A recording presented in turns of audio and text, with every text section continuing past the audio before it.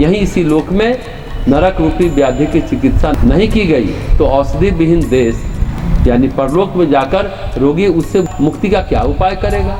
बुढ़ापा तो बाघिन के समान है। जिस प्रकार से फूटे हुए घड़े का जल धीरे धीरे बह जाता है, उसी प्रकार आयु भी क्षीण होती रहती है। शरीर में विद्यमान रोग शत्रु के सदृश कष्ट देते हैं। इसलिए कल्याण इसी में है कि इन सभी से मुक्ति प्राप्त करने का सत्प्रयास किया जाए। जब तक शरीर में किसी प्रकार का दुख नहीं होता है, जब तक विपत्तियां सामने नहीं आती हैं और जब तक शरीर की इंद्रियां शिथिल नहीं पड़ती है, तब तक ही आत्मकल्याण का प्रयास हो सकता है। जब तक यह शरीर स्वस्थ है, तब तक ही तत्व ज्ञान की प्राप्ति के लिए सम्यक प्रयत्न किया जा सकता है। कोषागार में आग लग जाने पर मूर्ख कुआं खोदता है, इस प्रयत्न से क्या लाभ। मनुष्य नाना प्रकार के सांसारिक कार्यों में व्यस्त रहने से बीतते हुए समय को नहीं जान पाता। वह दुख सुख तथा आत्महित को नहीं जान पाता।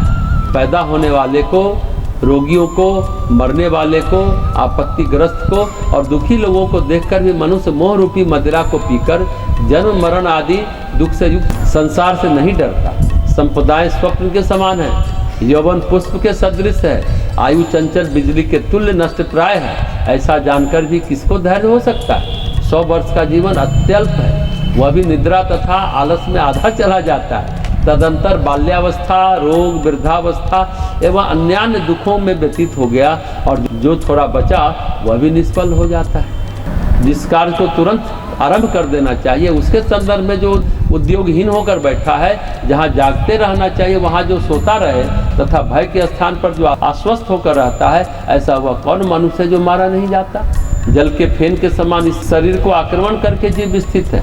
यहाँ जिन प्रिय वस्तुओं के साथ सन्निवास है वे अनित्य हैं। अतः जीव कैसे निर्भय होकर नितांत अनित्य शरीर, भोग और पुत्र कलत्रादि के साथ रहता है। जो अहित में हित, अनिश्चित में निश्चित और अनर्थ में अर्थ को विशेष रूप से जानने वाला है, वह व्यक्ति अपने मुख्य प्रयोजन को नहीं जानता।